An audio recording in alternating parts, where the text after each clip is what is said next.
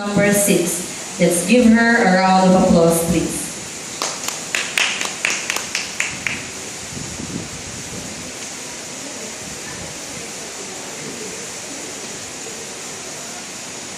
The Little Red Riding Hood. A long, long time ago, in a little village at the edge of the forest, there lived a little girl with her mother and father. This little girl was the sweetest, kindest child there ever was. She was always dressed in a pretty cloak and hood that her mother had made, so that everyone began calling her Little Red Riding Hood. One day, Little Red Riding Hood's mother called her and said, "Daughter, your grandmother is very ill. Please take her this pot of butter, some custard that I have made." "Very well, mother," said Little Red Riding Hood, and ran to get her little basket for the custard and the butter. "Be careful," said her mother, kissing her. "Don't stray from the path. Don't stop on the way, and don't speak to any strangers." Little Red Riding Hood's grandmother lived all by herself in a little cottage on the other side of the forest. Little Red Riding Hood had been through the forest alone many times, and knew her way, so she wasn't frightened at all. She skipped merrily along the forest path, enjoying the bright sunshine, the blue sky, and the birds singing in the trees. But suddenly, whom should she meet but a wolf? Hello, little girl.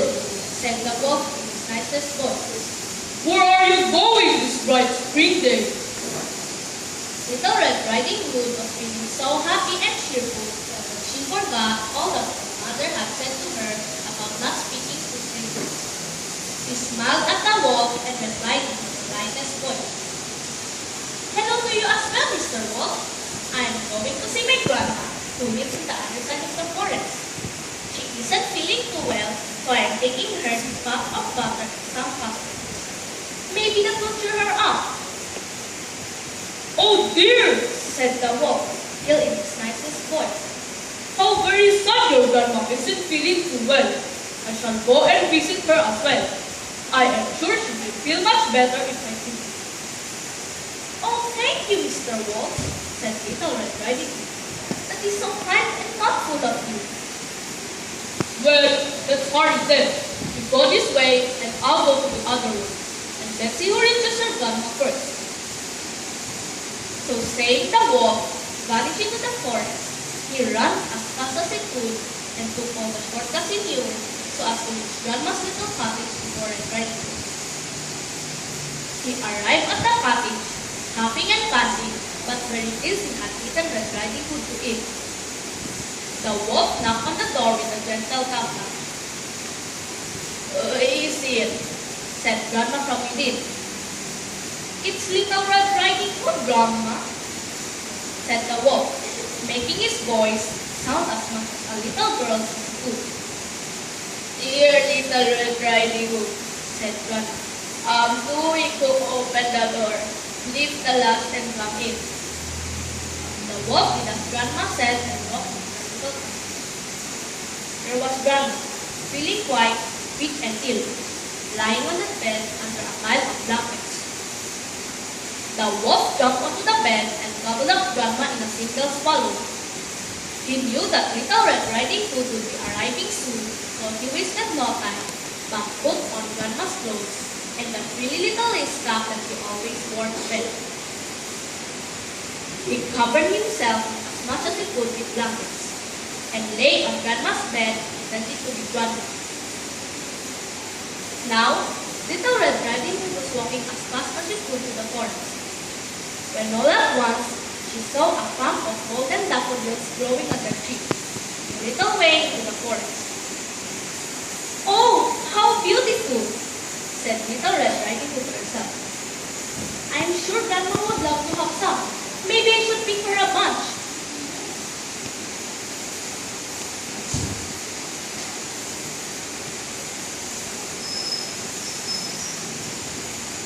Little Red Riding Hood forgot all that her mother had said to her about not stopping or leaving the path. She She ran into the forest and began gathering a great big bunch of them. By the time Little Red Riding Hood was finished picking flowers and found her way back to the path again, it was quite late. "Oh dear," said Little Red Riding Hood. "I completely forgot all the time Mr. Wolf was racing me to Grandma's cottage. I am sure he has been and gone. I do hope he cheered up Grandma though." Little Red Riding Hood was walking faster and faster, and very soon she came to her grandma's cottage. "Grandma, open the door!" called Little Red Riding Hood, knocking on the door. "It's Little Red Riding Hood, Grandma." Now, remember, the wolf had gobbled up Grandma and pretending to be Grandma himself. He answered just as Grandma had done. "Dear Little Red Riding Hood," said the wolf, "I'm too weak to open the door. Lift the latch and come in." Little Red Riding Hood did as the wolf asked and walked into the little cottage. She walked up to the bed and gave her grandma a hug. "Why, Grandma," said Little Red Riding Hood in surprise, "you look different today. You must be really ill." The wolf pretended to get a coughing fit just to show Little Red Riding Hood how very ill her grandma was. "You poor dear," said Little Red Riding Hood, straightening the blankets, fluffing up the pillows. "But Grandma, you do look strange today. What big ears you have!" "Only to you better with my dear," said the wolf. "What big eyes you have, Grandma," continued Red Riding Hood in surprise. "Only to see you better with my dear," said the wolf. "And what big nose you have, Grandma," said Red Riding Hood. "Only to smell you better with my dear," said the wolf.